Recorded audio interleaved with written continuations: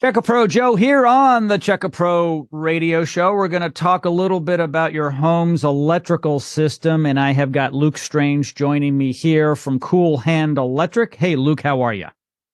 Doing great, doing great. A lot of us have heard about this. It's a short in the electrical circuit. Why don't we start with what is an electrical circuit and what shorts it out, or what could?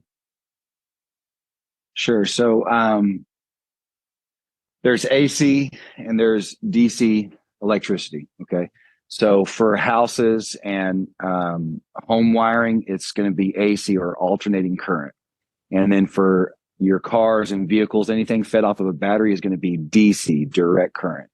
So for what I'll talk about is specifically for alternating current. You have a power source. And so you have what we call a hot is the slang term, but it has voltage on it. And then we have a neutral, which doesn't have voltage on it. And that voltage goes through a light bulb or some sort of what we call a load. It'll go through a light plug appliance, and then it'll come back through the circuit to the neutral, and the neutral completes the circuit. Well, when you have a short somewhere in that pathway, instead of going through that load properly, they're touching. And what happens is it would be like an arc weld. It would be, that's how it's ridiculously hot, very dangerous, can cause melting of different things. But that's how they weld. If it's controlled, you can weld metal together with a short, but that's essentially what we're dealing with. Wow. So I have experienced before, which is really shocking, where you get that pop, the spark, yeah. The black residue, and the whoa. I am glad that screwdriver I shouldn't have had there was insulated, right? Because if it wasn't, it can really hurt. It hurts your arm, Sure. it could stop your heart, it could throw you across the room, and it's really dangerous. And so if you see smoke or smell it, you see some residue on an outlet, let's say, or on the end of a plug, something has gone wrong somewhere, and you need to call a licensed electrician, correct? Yeah. If you care about your stuff, yeah, it's just not dangerous without. It's not safe without. So, you can, if you turn off everything, you want to investigate it yourself, and, more power to you. But there's a lot of things that can go wrong, especially if you're seeing damage.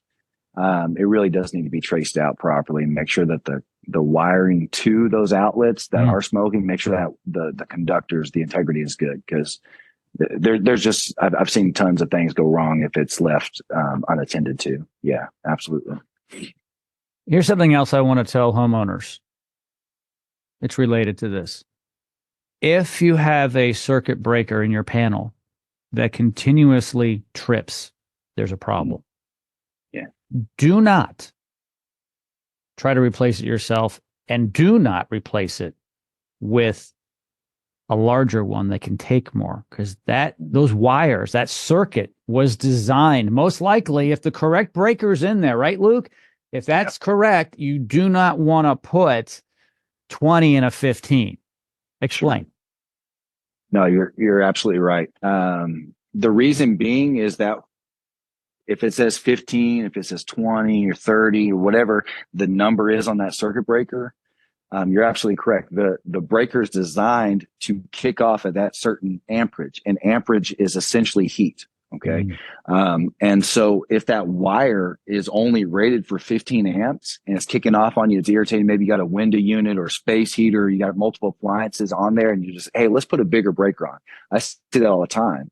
They used to actually remember them old Edison screw fuses? Oh, the fuses. Yeah, the glass fuses. Yeah. Yeah. That's why they became so obsolete, was because you could screw in a 20. Hey, that blows through, screw in a 30. It all fits. It was super easy, but what they didn't realize is it's extremely unsafe, and it needs to be sized properly for that wire.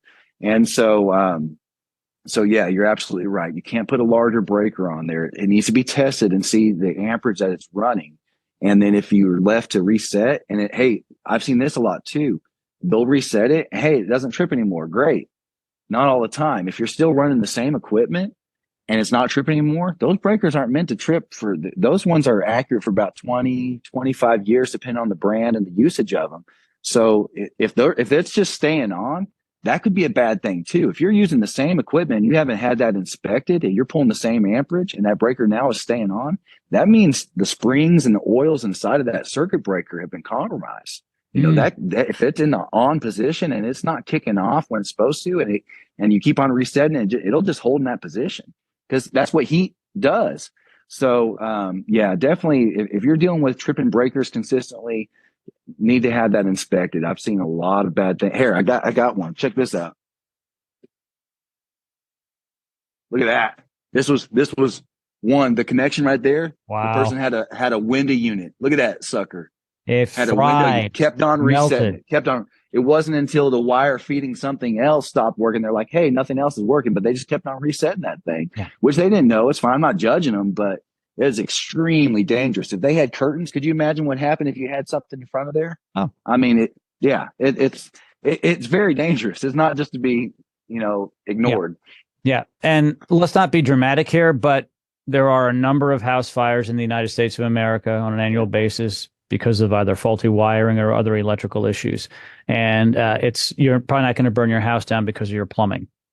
It's probably going to be electrical, right? Now you might flood your house, and I really rather have a that's not good either. Floor. Yeah, no, but I'd rather have a flooded first floor, Luke, than a burnt down house, because fire doesn't seem to stop and it burns up.